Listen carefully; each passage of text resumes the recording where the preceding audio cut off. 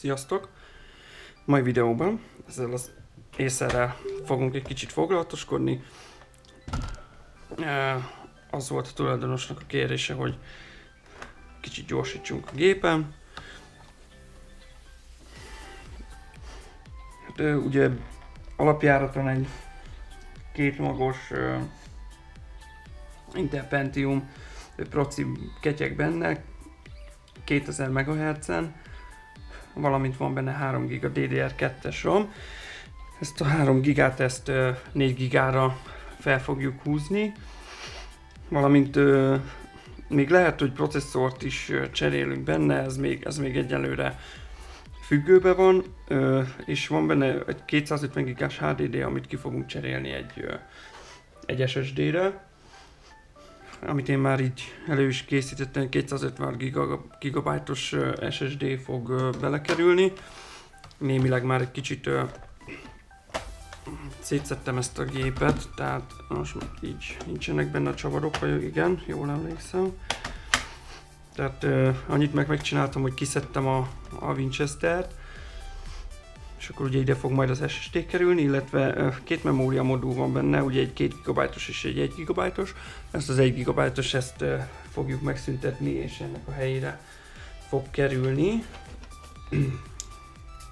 Már is nézem. Igen, ő 2 GB, 800 MHz-es RAM, mind a kettő 800 MHz-es, viszont csak 677-en fognak ketyegni, de az igazából minket nem zavar. Meg fogom tisztítani a ventilátort, illetve a hűtőbordák alatt a processzort, illetve a videokártya chipet. Kapnak új pasztát, és telepítünk egy Windows-t. Nagyjából ennyi a feladat, úgyhogy akkor nézzük.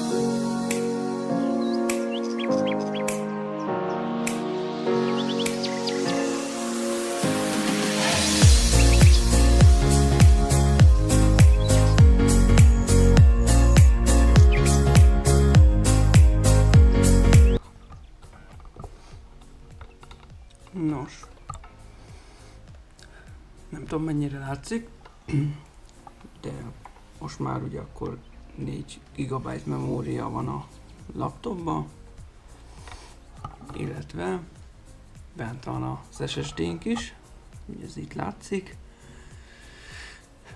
és akkor feltelepítjük a Windows 10-et, és meglátjuk, hogy hogy viselkedik.